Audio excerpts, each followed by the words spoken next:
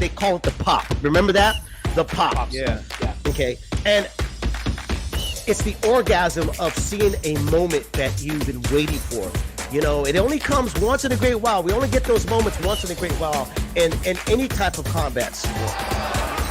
Back edge lands a big Olympic medal. You're the gold medalist for the United States, and then the offers start coming in. Right. Like, yeah. Maybe I will turn pro. Why not? Morrell Jr. making a statement here With a huge victory over Joe Joyce, a knockout in 3 rounds by man, Mr. Terry Lane.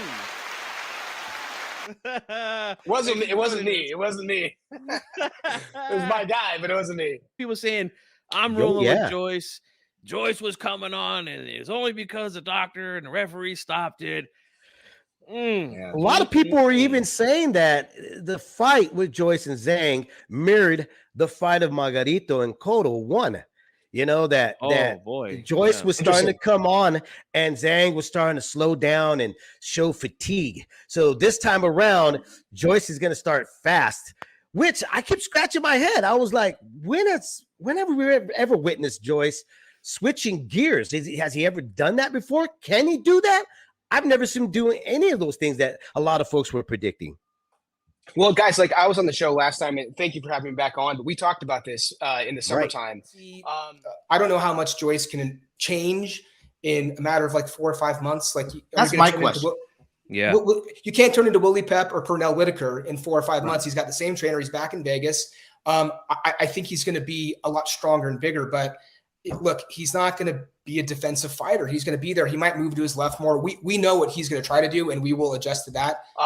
Listen, like in 5 months with Joe Joyce, who he just turned 38 as well, could he change his style? Could he turn into Muhammad Ali or Sugar Ray Robinson or Sugar Ray Leonard or Pernell Whitaker inside of 5 months? And the answer was no. And I don't know if you guys saw the weigh-in, but when he came in that heavy, man, I was like, okay, I'm feeling even better now.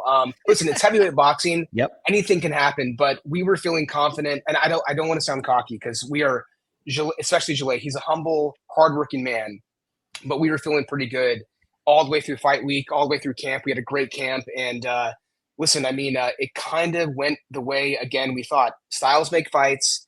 This was a bad style matchup for Joyce. It just was. He's not committing, is he? There seem to be more arm shots, if anything, and he's just staying on the outside. Where when Zhang lands his left hand, he puts everything into it. He really means it.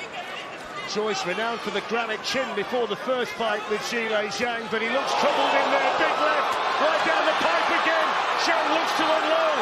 Joyce's face starting to redden. Cannot avoid the left hand. Seemingly lessons haven't been learned. Zhang teeing off on Joyce. Joe Joyce.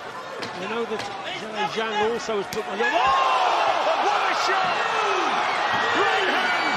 Joe Joyce face down! What a punch from Zhang! Steve Gray counting, it's all over!